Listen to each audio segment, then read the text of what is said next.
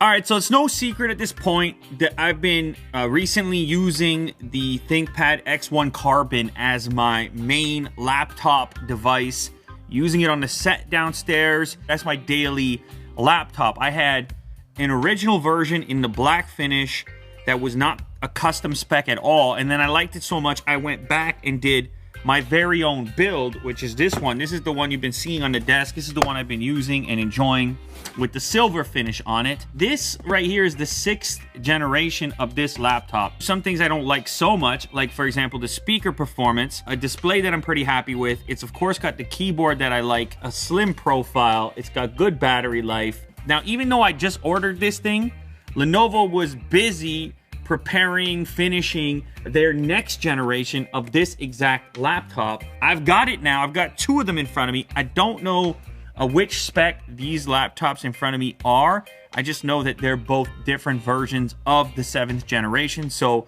more powerful units, apparently a little bit lighter, a little bit slimmer. One of the 2 also apparently has the new finish, which is a carbon fiber weave. Of course, it's got the latest Intel processors, so that's an upgrade. And probably the thing I'm most interested in checking out is the redesigned speaker setup, because that's the one area, like I said previously, that I really wish the last version could have been better on. It was one of my few complaints, so apparently they redid it. Let's crack into these. I mean, look how small the box happens to be. That's just... what an unboxing experience that is, because you see this tiny little box and you're like, wow. A 65 watt Type-C connector over here. HDMI to VGA adapter. I don't believe these adapters came with the previous version. And this one is a proprietary kind of breakout connector to an Ethernet port. This is the Carbon one. This one is like marginally lighter, but definitely slimmer again. This has always been a Carbon product. In this case, you can appreciate what it's actually made of just through the exposure of the actual carbon weave. Okay, so quick comparison. That's the new one, 7th generation, and this is the 6th generation. So it's 6% thinner, apparently. I mean, that's hard to even pick up on here. As far as a practical sense, these are the same form factor. Let's take a look at the ports. So you have your Type-C charge connector, Thunderbolt capable. You have HDMI, traditional USB connector. You have a headphone jack in this location. And over on the other side, another standard USB connector, and then the power switch with an LED light. This is a new location. Wait a second. Wait, do you see this, Jack? They fixed one of my headaches. The old version, you go to open it with one hand, you lift the whole thing.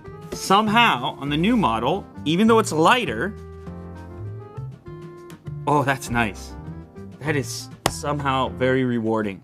Fingerprint scanner moved a little bit. Keyboard still feels the same or very close to the same. Definitely. I would say the old model might have slightly more key travel. Okay, so there are 3 new screen options. There's an FHD display, touchscreen. There's a privacy capability on one of the screen options. As you can see here, you can cover over the camera lens. There's also a 4K UHD 500 nit display available. I'm not sure which one I've got in this particular configuration. I'm gonna actually turn both of them on and see what the spec is. Turns out both of the new displays I have on both the Carbon Weave version as well as the typical, this is the standard black finish, the ThinkPad finish you are likely used to. It looks like both the devices I have are 4K displays. Same chip, i7-8665U CPU at 1.9 gigahertz, 16 gigs of RAM. You can spec these out however you choose. There's really endless specification available when it comes to storage, RAM, and so forth. So I would recommend going in there and looking at what's available on Lenovo's website. But display-wise, this is a really nice looking display. I'm glad I got a chance to look at the UHD model. It's also brighter. This is 500 nits now. You can see the difference. It should be pretty clear to you why you want a little bit of extra brightness. Now, granted, this is a matte display. This is glossy. So I was kind of a fan of the fact that the matte display was less prone to fingerprints and reflections. But of course, there is a downside. There's less pop in the colors in general without having that glossy finish. But brightness is a whole different category. That thing is just blazing at 500 nits. Next up, I want to check the speakers because that was my other complaint. They also have the Dolby Atmos certification now, if that means anything to you, but most importantly, they're just up here where you would want them to be. Load up, let's say, a Lou Later video. We're gonna sense for dialogue first, and then we'll go from there. Here's the old speakers. Misleading Galaxy phone owners over water resistance. That's maximum volume. All the sound is coming from the front edge here. On the new one, Samsung charged with misleading thank God. Galaxy phone owners. Are you resistant to hot water, Samsung? Well, no. But misleading advertising. Now, it's night and day. As you know, Samsung devices for a while now have had some form of water resistance. I mean, they're facing all kinds of hot water. Yesterday's episode, Galaxy Fold. Yeah, we fixed it. Did you fix it? This is one of those rare cases in which you feel like they really listened to the enthusiast part of the market that was like, hey, can you please improve this? I mean, they improved it massively.